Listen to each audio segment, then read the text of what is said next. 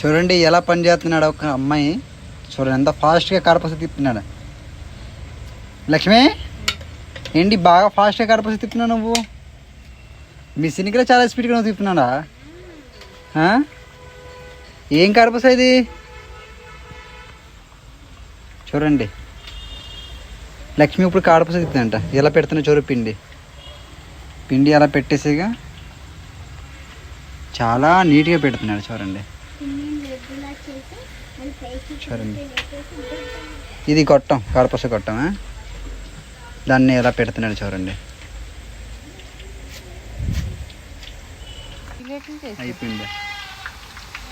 అయిపోయింది కడపస. చాలా బాగుందిరా. కొన్ని టేస్ట్ చూడొచ్చా?